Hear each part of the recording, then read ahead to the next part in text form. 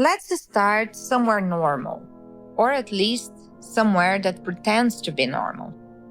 You're fine, you're sitting down, the room is intact, no one is actively attacking you.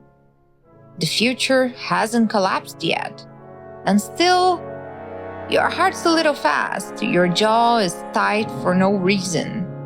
Your brain is doing that thing where it paces back and forth. It forgot why it walked into the room in first place. You're not afraid. You're not panicking.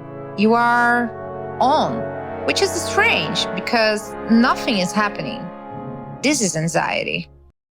Now, people talk about anxiety like it's a bug, a design flaw, like someone accidentally shipped the human brain with too many warning lights. But anxiety didn't just show up one day to ruin your vibe. It has a long, irritating resume. Anxiety is a fire alarm, a real one. The kind bolted to the ceiling, whose entire job is to scream when things might be about to go catastrophically wrong. The problem is that this alarm is old, very old. It was invented in a time when things going wrong usually involve teeth, claws, or starvation, not emails titled Quick Catch Up. So there you are, making toast. The toast burns a little, not badly, just enough to smell like regret, and the alarm loses its absolute shit. You have a towel at it. You apologize to it. You explain calmly that this is not a house fire. This is breakfast. You even unplug it slightly slower than usual, just in case it knows something you don't. Which is ridiculous. Except you do this emotionally all the time. You reason with your own alarm. Hey, relax, nothing's happening. Your brain replies, but something could. And then it hands you a slideshow of everything you've ever done wrong. Plus a few things you haven't done yet, but probably will. This is not fear. Fear is efficient. Fear points a bear and says, run. Anxiety just gestures vaguely at reality and says, statistically speaking, this feels bad. And here's the deeply annoying part. It's not wrong. From an evolutionary standpoint, and I know everyone hates this part, anxiety is not a mistake. It's a feature, a widely successful one. Your ancestors survived because they worried, because they assumed the worst, because they checked the cave again and once more, just to be a pain in everyone's ass. The calm ones, the ones who said, it's probably fine, they are not here to tell the story. So, congratulations, you inherit the paranoia.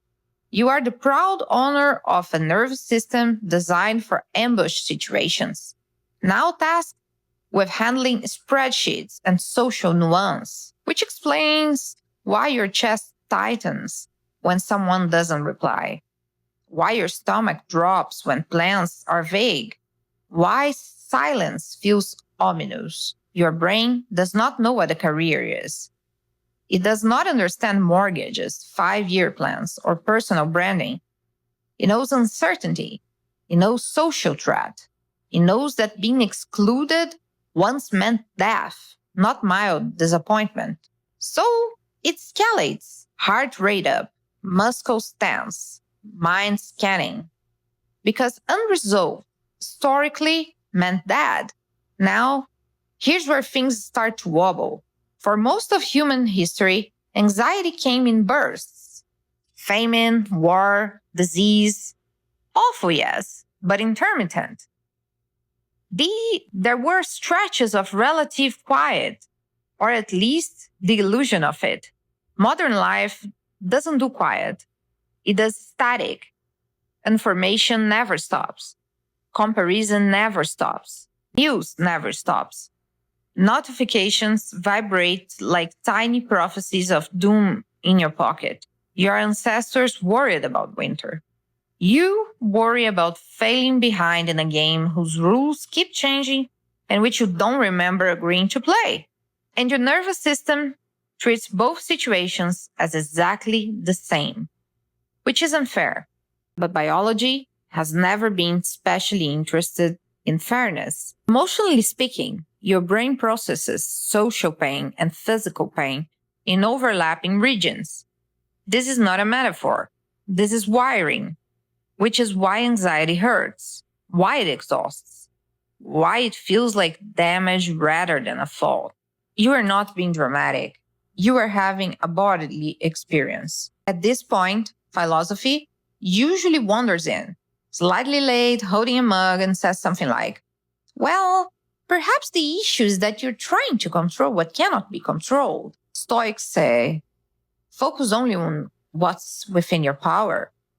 Taoists say, stop gripping reality like it owns you answers. Existentialists say, nothing has inherent meaning. Good luck with that.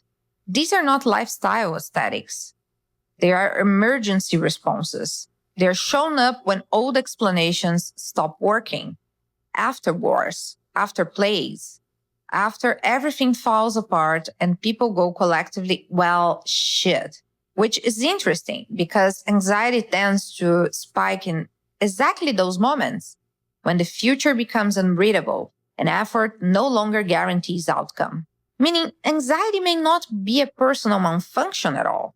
It may be a contextual response, a signal that the world you're living in demands constant vigilance without offering much safety in return.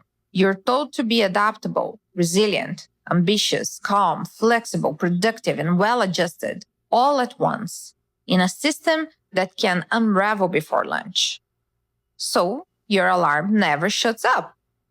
And then comes the second layer of suffering, the self-blame. I'm safe. I should be fine. Other people have it worse. As if logic disables the amygdala. As if gratitude has ever convinced the nervous system to stand down.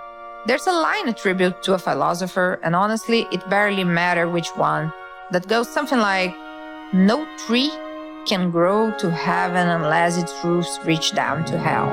Which feels dramatic, but also annoyingly accurate. The modern fantasy is that a healthy human mind is calm by default. This is nonsense. Calm is not a baseline. Calm is a temporary ceasefire between an ancient brain and a quiet environment. And quiet environments are rare. Entire industries exist to sell you inner peace without addressing the outer conditions that make peace difficult. Fix yourself, optimize harder, buy the thing. But your alarm's not broken. It's overworked.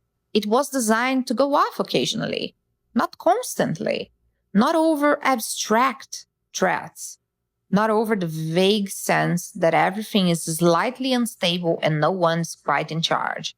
Your anxiety is not proof that you are bad at being alive. It's proof that you are alive, paying attention and stuck in a moment that keeps demanding vigilance. The alarm will ring again, over toast, over an email, over nothing in particular.